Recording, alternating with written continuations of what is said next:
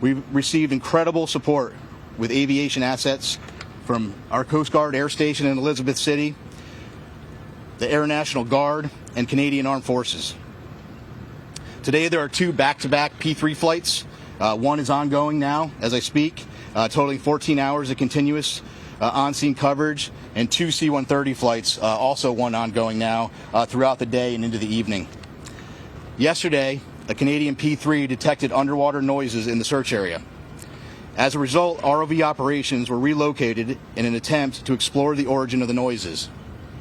Although the ROV searches have yielded negative results, they continue.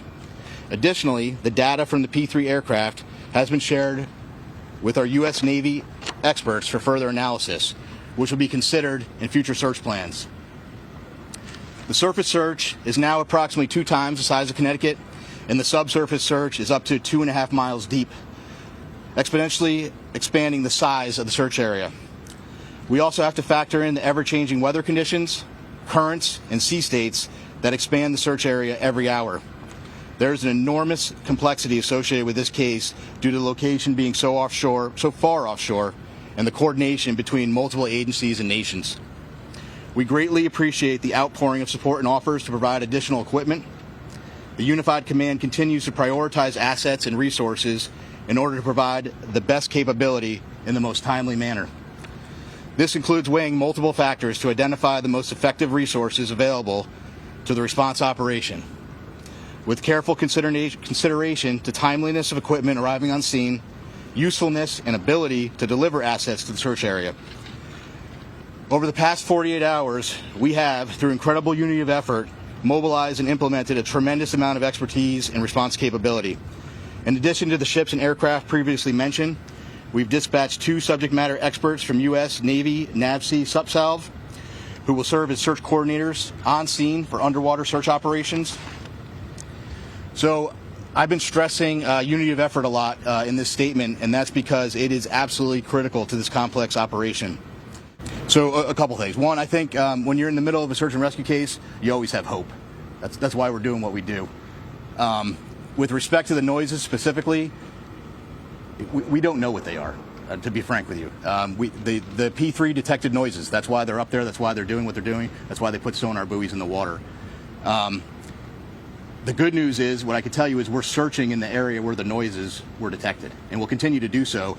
And we hope that when we're able to get additional ROVs, which will be there in the morning, the intent will be to continue to search in those areas where the noises were detected, and if they're continuing to be detected, and then put additional ROVs down in the last known position where the search was originally taking place. Yeah, but is it true that these noises were coming in regular 30-minute intervals as reported? I hadn't heard 30-minute intervals. So here's what I can tell you. I am not a trained ear for underwater aquatics.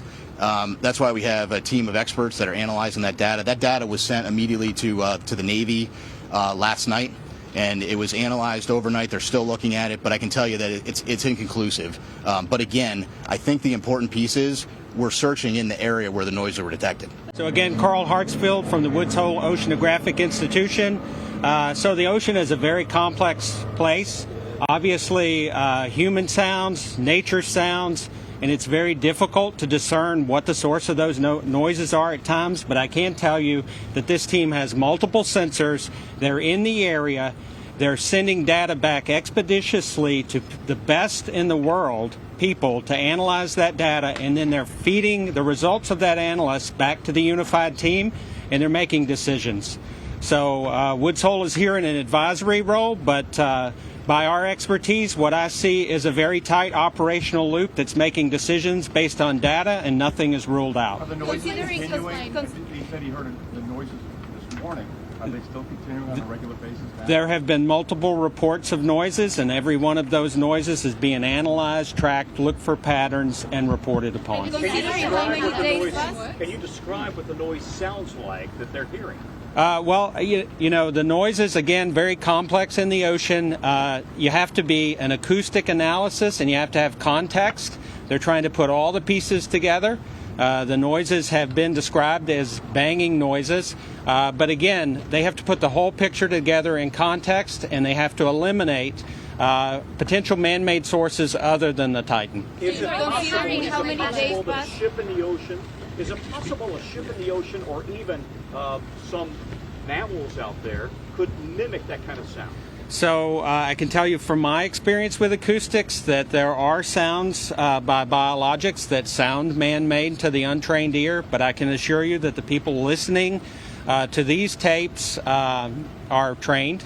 There are a lot of vessels in the area, and they each make noise, right? So all of that has to be eliminated, and it's analysis over time. Plus, as the captain said, the team is searching in the right area. So if you continue to do the analysis, look for different patterns, and search in the right area, you're doing the best you possibly can do with the best people on the case.